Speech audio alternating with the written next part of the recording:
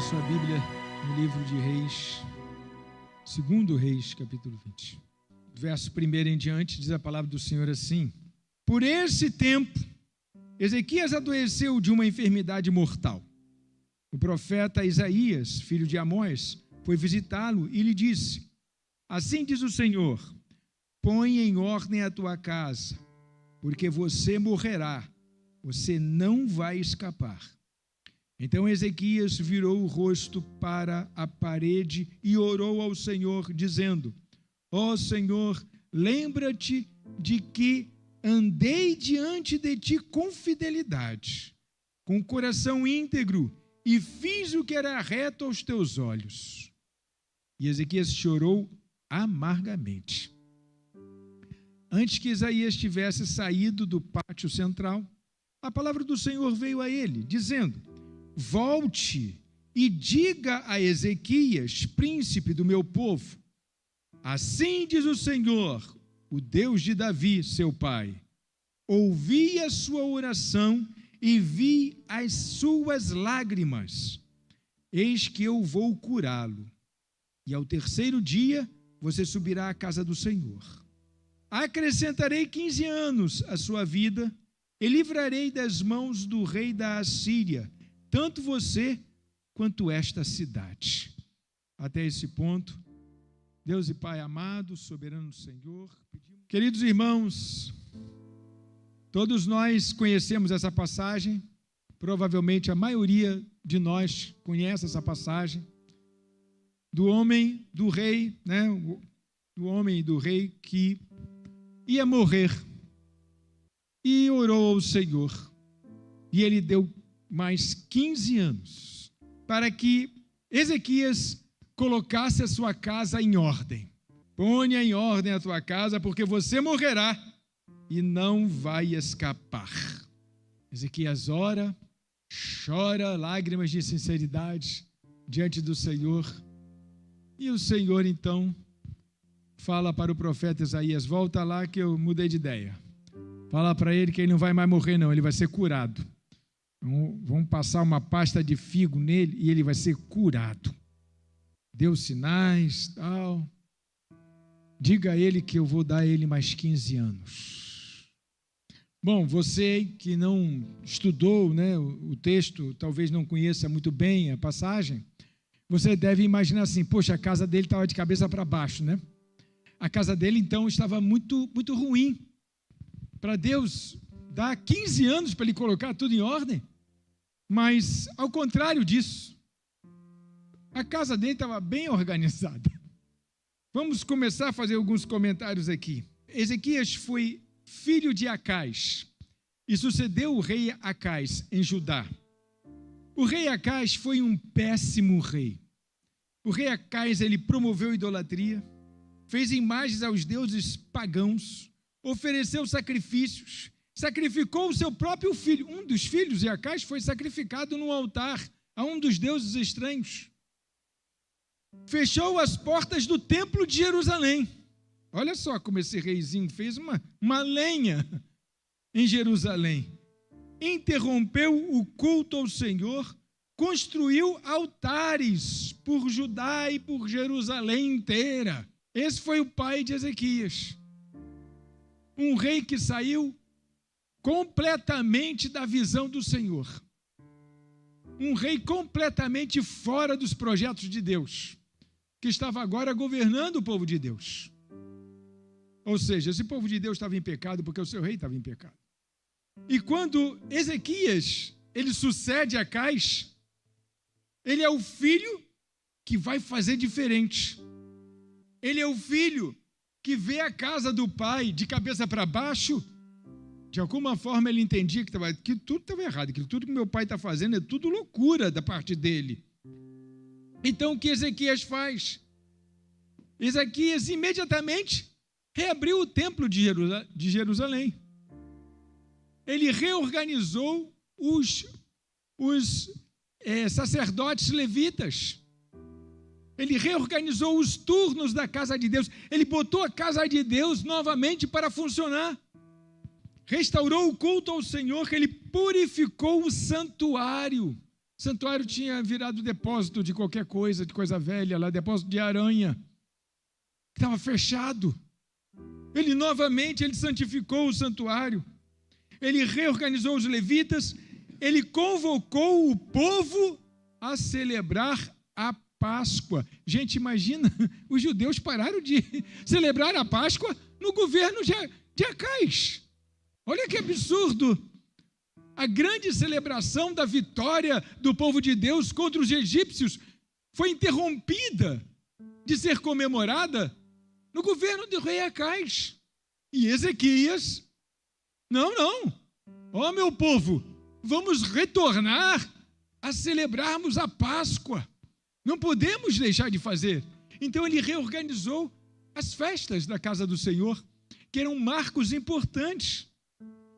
Ele destruiu os altares idólatras. Onde tinha um altar idólatra, Ezequias mandou destruir. Ele removeu os altos. Todos os lugares altos onde havia adoração a deuses estranhos, ele mandou tirar. O pessoal está adorando lá em cima do Morro da Torre. Não, então tira esse monte daí. Não vai ter mais monte aí não, manda tirar. Tira. Não tem mais. Ele removeu todos os lugares altos, para que ninguém fizesse adoração nos lugares altos. Ele foi tremendo, irmãos. Ele destruiu, olha o ponto que ele chegou. Até esse momento aqui, ainda existia a serpente de bronze que Moisés havia levantado no deserto.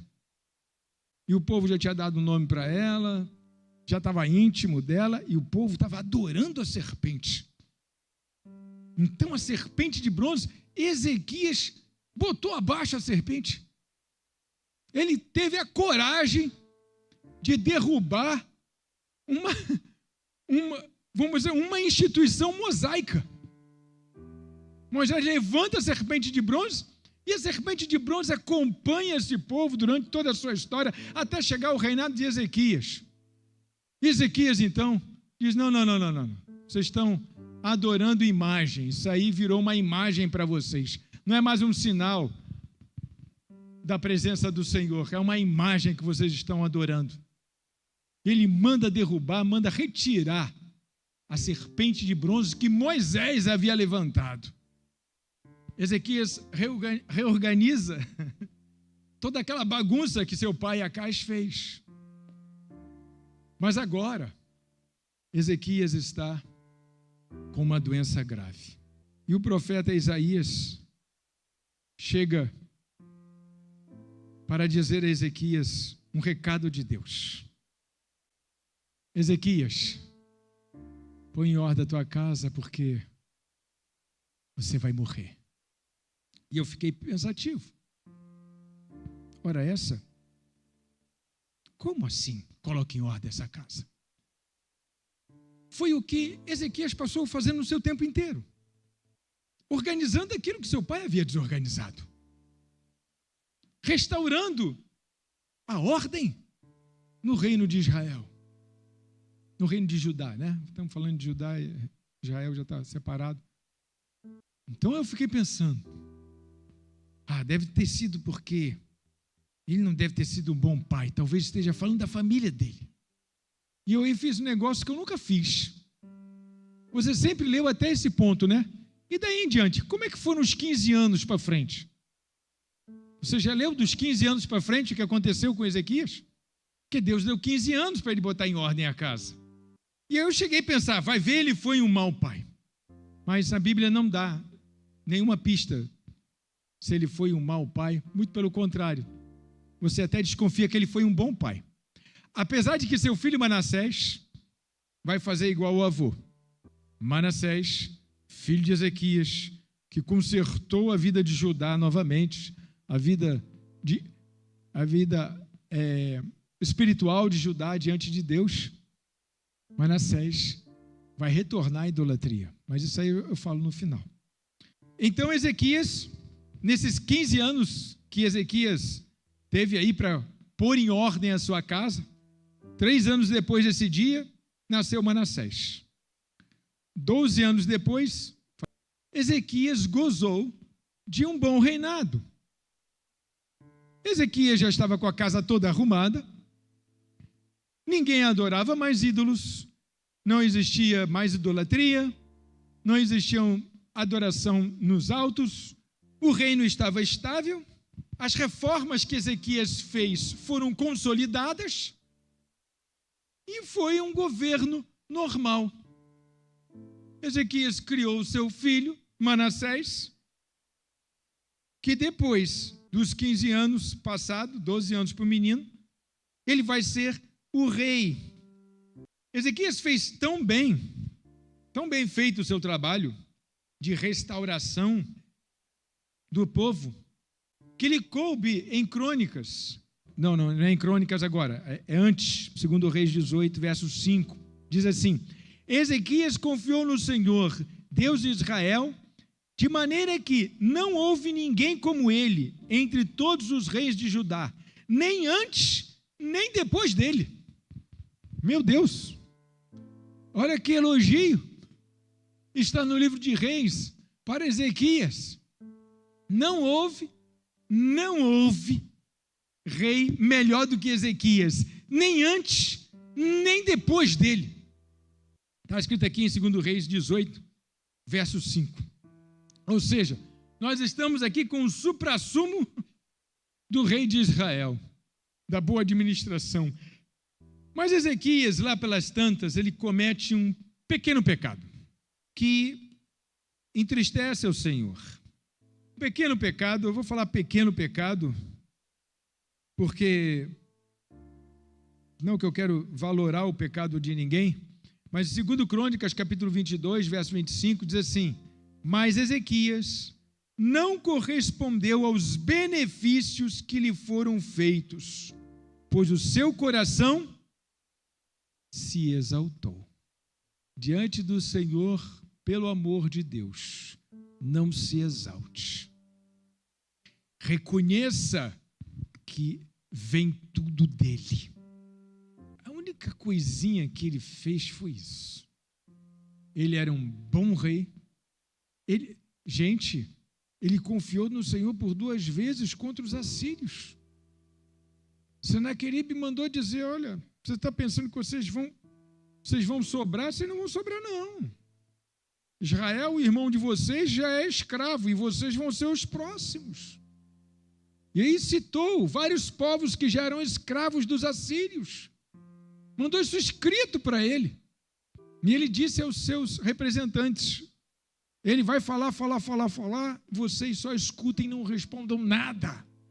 E os representantes, foram 3 representantes lá, negociar a paz. O que era o negócio da paz? Era assim: bom, a gente vai servir de vassalo de vocês, vamos pagar ouro para vocês, etc e tal, e vocês não atacam a gente. Esse era o negócio.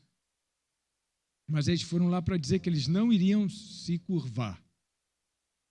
E os emissários de Senaqueribe, então, disseram um monte de coisas, várias coisas. Vocês estão pensando o quê? Vocês vão cair na nossa mão.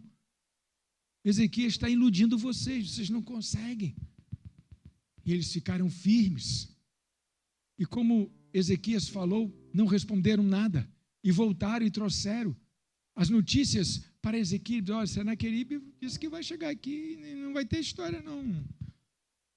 Vai levar todo mundo cativo. E o Senhor livrou Ezequias, sem que Ezequias lutasse. Ele mandou preparar escudo, mandou preparar espada, mandou preparar tudo. Mas aí Deus falou que ele iria ter o livramento.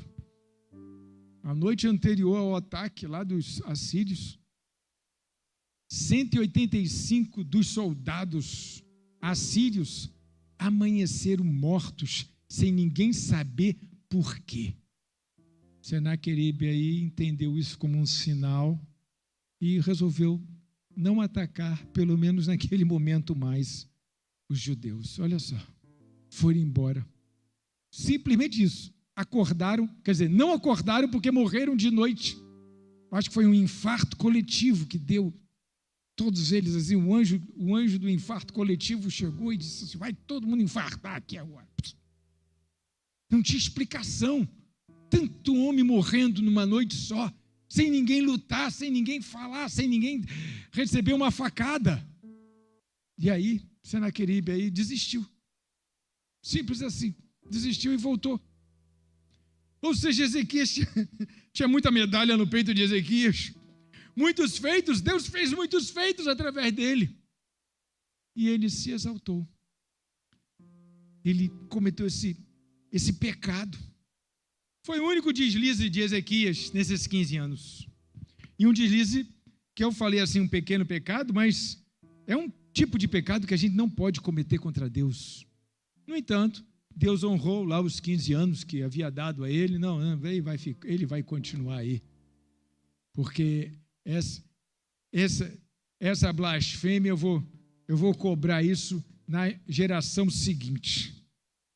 E aí Deus deixou para cobrar na geração seguinte. Ele vai morrer na geração de Manassés. Manassés vai ser o rei que vai ser levado para o cativeiro, junto com o povo, o filho de Ezequias. Manassés fez tudo errado, mas Manassés, quando assumiu, ele tinha 12 anos.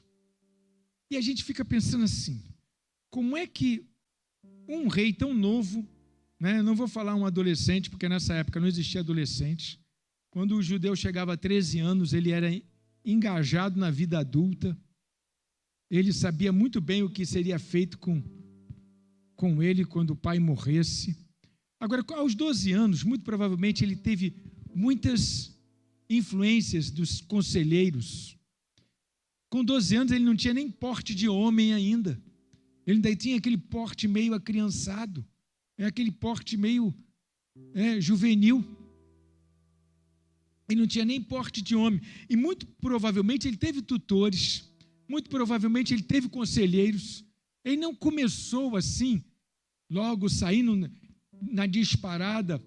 Ele precisou ainda entender da política do reino, entender o reino, entender como é que fazia. E muito provavelmente ele foi influenciado, porque uma nação inteira voltou para a idolatria muito rápido. A nação, esse menino Manassés, ele vai governar por muitos anos. Eu acho que vai ser quase 50 anos que ele vai governar. Ele vai governar por muitos anos. E a nação inteira voltou para a idolatria muito rapidamente. É impossível que tenha sido assim uma ordem de alguém. E aí a gente começa entendendo exatamente o que Deus quis dizer. Põe em ordem a tua casa. Como é que Ezequias acabou com a idolatria? Mandando derrubar os postes ídolos. Mandando reabrir o templo. Mandando acabar com os altos, os montes, que eram montes de adoração. Mandando. Ele tirou a idolatria do meio de Judá, mas não tirou a idolatria de dentro do coração daquelas pessoas. Eles foram obrigados a abandonar aquelas práticas. Eles foram obrigados a celebrar a Páscoa. Eles foram obrigados a retornar para o templo do Senhor. Eles foram obrigados. E Deus, que conhece o coração, apesar do coração de Ezequias ter sido um coração fantástico, porque ele fez tudo o contrário do pai dele, Acais, ele compreendia, mas ele fez do jeito errado, da forma errada, da maneira errada. Ele impôs o amor ao dono da glória. Alguém pode fazer isso? Não tem como fazer isso. Não tem como você enfiar Deus no coração das pessoas. Foi só Ezequias morrer, deixou seu filho ainda com 12 anos, sem um poder para segurar todas aquelas mudanças. As mudanças logo elas acabaram. Muito provavelmente os líderes de Ezequias, Eles não estavam de coração com Ezequias. E já fizeram a cabeça do menino lá, quando começaram a poder influenciar. E Judá foi retornando muito rápido para a idolatria. E aí a gente tem que dar mais um passo. Ezequias conseguiu mudar os altares. Ele conseguiu mudar o templo, conseguiu mudar o sacerdócio, conseguiu mudar as festas, conseguiu reorganizar a nação. Ele conseguiu fazer tudo isso. Mas leis só conseguem fazer isso. A lei não muda o coração de ninguém. A lei não altera o que você pensa, não altera o que você gosta. A lei altera o comportamento. O Detran disse que essa rua aqui agora é contramão. Bom, no Brasil isso não vale muito, mas em teoria ninguém poderia passar naquele sentido ali. A lei altera o comportamento, mas não altera o que está dentro de nós. Não altera o que está na minha cabeça. Abra sua Bíblia em Ezequiel, capítulo 36, verso 26. Olha o que é a verdadeira conversão aqui. Deus aqui estava falando da conversão do seu povo. Ezequiel 36, 26. Eu lhes darei um coração novo e porei dentro de vocês um espírito novo. Tirarei de vocês o coração de pedra e lhes darei um coração de carne. Olha só, coração que sente. O Espírito Santo, irmãos, ele opera no coração. A obra de Deus, ela é feita no coração.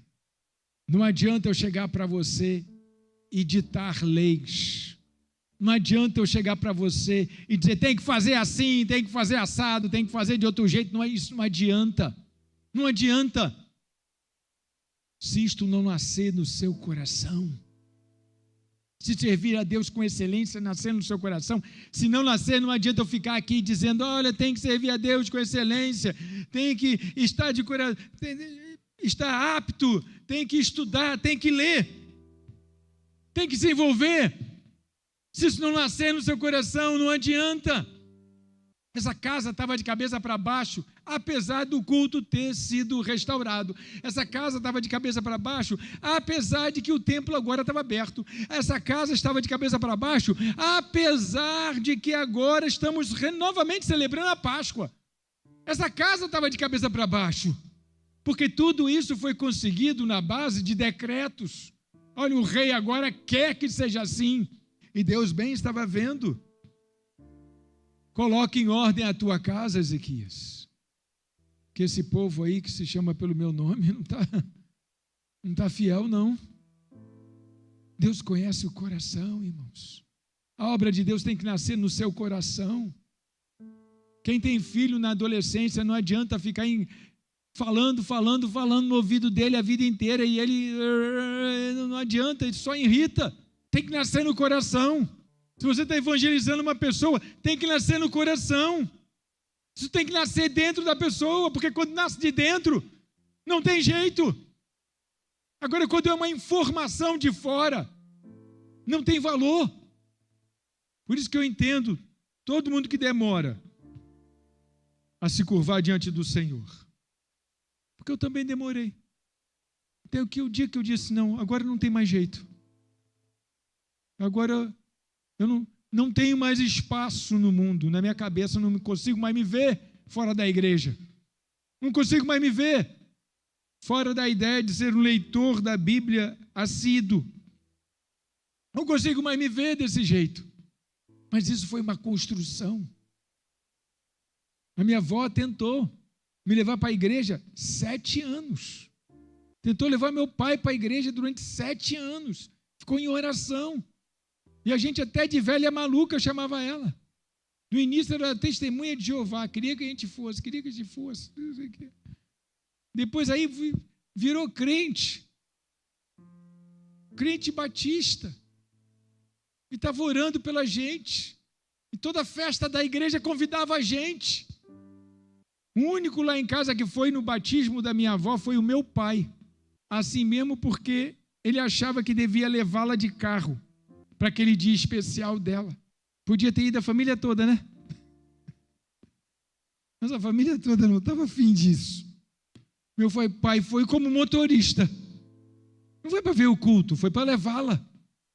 E a gente tinha muitas informações da igreja. Mas um dia nasceu no nosso coração o desejo. Um dia nasceu dentro da gente. E a família foi, num espaço de 1 ano, estávamos todos na igreja.